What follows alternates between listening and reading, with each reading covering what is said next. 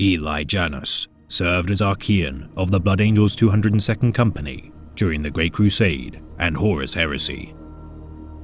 Among the most martially gifted warriors of the 9th Legion, Eli would also be gifted with precognitive insights into the future.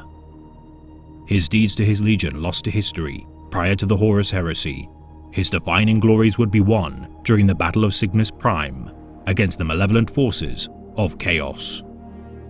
Commanding the heavy cruiser Ifrit 9, Janus would command the fleet to form a defensive formation to combat the demonic vessels of the ruinous powers. Undone by the actions of their duplicitous allies of the Wordbearers, the Company of the Unseen Hand, the traitor cruiser, the Dark Page, would allow several demonic void ships to besiege the Blood Angels' flagship, the Red Tear. Ordering his ship to ram the demon vessels, Janus would cripple one of their number and plunge both ships to the surface of Cygnus Prime. Escaping the fatal crash via drop pod exfiltration, the Red Tear would nonetheless also befall the Ifrit 9's fate and crash from the orbit of Cygnus Prime. Returning to the side of their kin during their Primarch's wounding by the Bloodthirster of Khorne, Karbanda, Eli's men would charge into battle, chanting the Legion's liturgy of blood.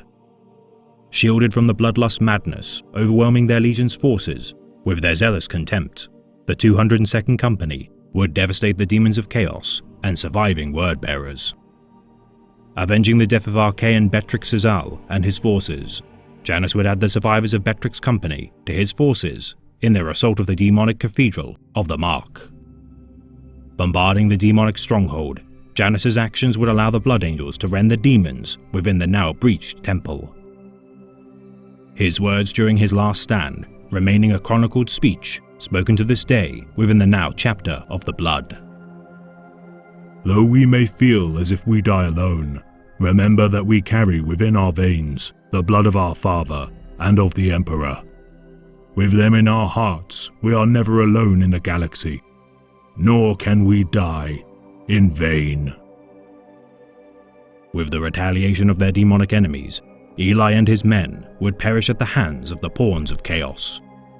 Honored for his valor and duty to his legion, Eli Janus would be memorialized upon the now salvaged Red Tear.